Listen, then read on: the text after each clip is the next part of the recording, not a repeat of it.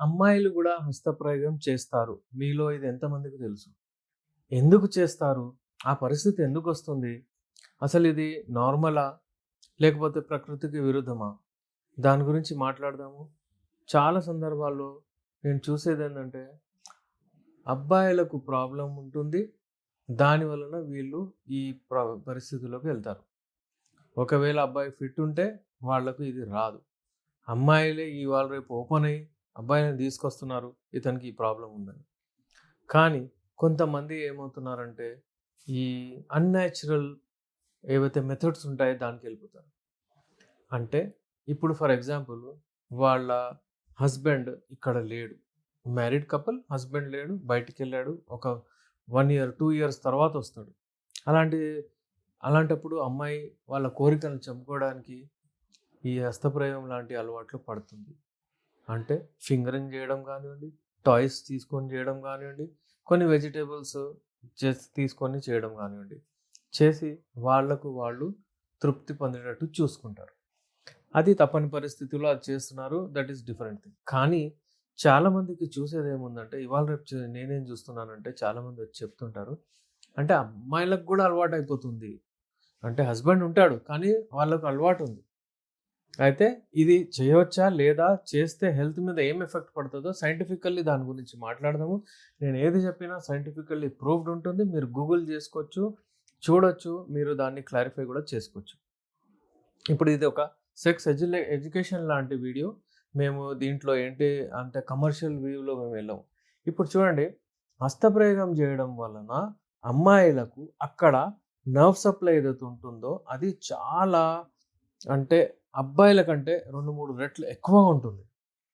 వాళ్ళకు భావిప్రాప్తి కూడా ఎక్కువొస్తుంది. అయితే అక్కడ ఒకవేళ టాయ్స్ తీసుకొని కానివ్వండి, ఏదైనా హార్డ్ స్ట్రక్చర్స్ తీసుకొని అక్కడ రాపిడి చేస్తే అక్కడ ఉన్న నర్వ్స్ అవన్నీ డీజనరేట్ అయిపోతాయి. అంటే అక్కడ అవి డెడ్ అయ్యే ఛాన్సెస్ ఉంటాయి.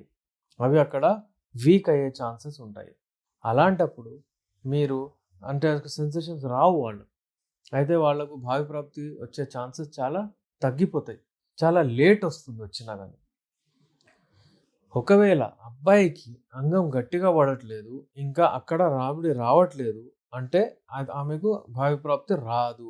ఇతను డిశ్చార్జ్ అయిపోతాడు. కానీ ఆమెకు భావిప్రాప్తి రాదు. ఒకవేళ ఆయనకు ఎరెక్టైల్ డిస్‌ఫంక్షన్ ఉంటే. చాలామంది అమ్మాయిలు మా దగ్గర జంటలొస్తారు. నేను కపుల్ థెరపీ ఎక్స్‌పర్ట్ కాబట్టి వాళ్ళొచ్చి వాళ్ళ ప్రాబ్లమ్ గూడా చెప్తారు. చెప్పి నా తర్వాత ఏం తేలుతుందంటే అబ్బాయికి ఎరెక్టైల్ డిస్‌ఫంక్షన్ ఉంటుంది. అయితే ఈ తప్పని పరిస్థితిలో సార్ నాకు ఫింగరింగ్ అది ఇది చేయించాల్సొస్తది. ఈయనకు అయిపోతది. ఈయన జరిగిపోతాడు. కొన్ని రోజులు ఈయన వైగ్రా అది ఇది గూడా వాడాడు. కానీ ఇప్పుడు అది గూడా వర్కౌట్ అవ్వట్లేదు. అప్పుడు నాకు తప్పని పరిస్థితుల్లో ఇది చేయాల్సొస్తుంది. కానీ నాకు కూడా అది ఇష్టం లేదు. అయితే ఈయనకు ట్రీట్మెంట్ అయిపోతే మంచిగా అయిపోతది. అలాంటిది ట్రీట్మెంట్ యునానీలో ది బెస్ట్ ఉంది. అది ఎప్పటికి మనం చెప్తుంటాము. కానీ అబ్బాయిలు ఫస్ట్ గమనించాలి. వాళ్ళకి ప్రాబ్లమ్ ఉందా? లేదా? లేకపోతే ఏంటి? ఎందుకు ఇలా అవుతుంది అన్నట్టు చూడాలి. ఇంకో విషయం ఏందంటే కొంతమంది అమ్మాయిలకు అలవాటు అయిపోతుంది. వైబ్రేటర్స్ ఆన్‌లైన్‌లో అబ్బాయిలకు కూడా దొరుకుతది. అమ్మాయిలకు కూడా దొరుకుతది. అమ్మాయిలు ఏం చేస్తారంటే ఆన్‌లైన్‌లో వైబ్రేటర్స్ అని తెప్పించుకుంటారు. ఏదో టాయ్స్ తెప్పించుకుంటారు. దానివలన ఏమవుతుందంటే వాళ్ళకు అక్కడ చాలా సెన్సిటివ్ నరాలు ఏవైతే ఉంటాయో చిన్న చిన్న నరాలు ఫుల్ అంటే అక్కడ బాడీలో అక్కడే ఎక్కువగా ఉంటుంది. నర్వ్ సప్లై, బ్లడ్ సప్లై అంతా. ఇంకా మరి చిన్న చిన్నగా సెన్సిటివ్ ఉంటాయి అవి. ఈ వైబ్రేటర్స్ వలన దాని వలన ఏమవుతాయంటే అవి కొంచెం నష్టం అవుతుంది దానికి. ఇంకేందంటే ఇంటెన్సిటీ ఏదైతే ఉంటుందో ఫోర్స్‌ఫుల్లీ హిట్ చేసేది అది ఎక్కువుంటుంది. ఇప్పుడు నేచురల్ అంగం ప్రవేశించిన తర్వాత దానికొక పీహెచ్ ఉంటుంది. ఆ యోనిలో అది ద అది తడి అవుతుంది. నేచురల్ వేలో వస్తుంది ఆళ్ళకు. దాని తర్వాత అంగం పోతుంది. అక్కడ రాపిడి చేస్తుంది. అక్కడ అంటే ఇద్దరి మధ్యలో హార్మోన్స్ రిలీజ్ అవుతాయి. ఆక్సిటోసిన్ కానివ్వండి, ఎండార్ఫిన్ కానివ్వండి ఇవన్నీ హార్మోన్స్ రిలీజ్ అవుతాయి. ఈ వైబ్రేటర్ తీసుకొని ఒకవేళ ఎక్కువ చేస్తే దానికి అదే ఇంటెన్సిటీతోని అబ్బాయి చేయాలని ఉంటది ఆమెకు. కానీ అబ్బాయిలు అదే ఇంటెన్సిటీతోని సరే చెప్తారు. నాకు ఇంకా కొంచెము ఎక్కువగా గట్టిగా కావాలని చెప్తారు. ఫాస్ట్ కొంచెం హార్డ్ అని చెప్తారు చూడండి. దానివల్లనేమో అబ్బాయి ట్రై చేస్తాడు. కానీ ఈమె ఆ టాయ్స్, ఆ వైబ్రేటర్స్ యూజ్ చేయడం వలన ఇంకా హార్డ్. ఈయన ఎంత హార్డ్ చేయగలుగుతాడు? ఒకసారి, 2 సార్లు, 3 దాని తర్వాత చేయలేడు. ఈమె వైబ్రేటర్‌ది అది ఇంటెన్సిటీ పెంచుకోవచ్చు. ఎంతైనా పెంచుకోవచ్చు.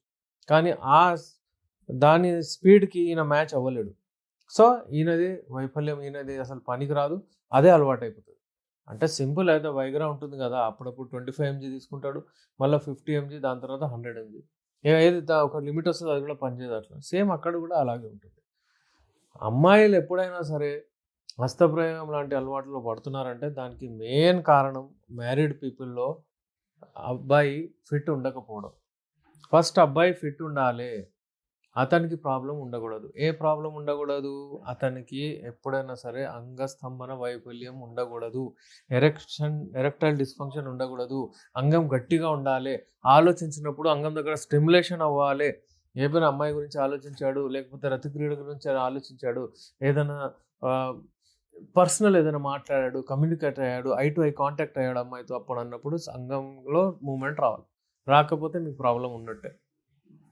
తర్వాత మీరు వెళ్ళిన తర్వాత, అంగాన్ని ప్రవేశించిన తర్వాత మీరు అట్‌లీస్ట్ 5-7 మినిట్స్ ఉండగలగాలి.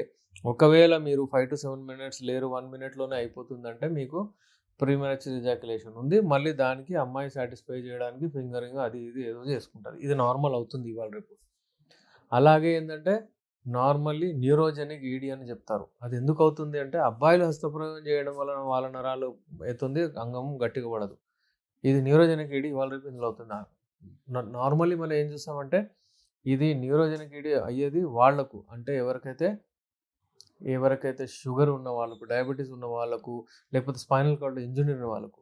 ఎప్పుడైనా సరే ఇప్పుడు అబ్బాయిలు ఏదైనా హస్తప్రయోగం చేయడం వలన ఆర్టీరియోజెనిక్ ఈడీ, అలాగే వీనోజెనిక్ ఈడీ కూడా వస్తుంది డెఫినెట్లీ. ఎందుకంటే అక్కడ ఆర్టరీస్, వెయిన్స్ దెబ్బతింటాయి. కానీ నర్వ్స్ కూడా దెబ్బతింటాయి.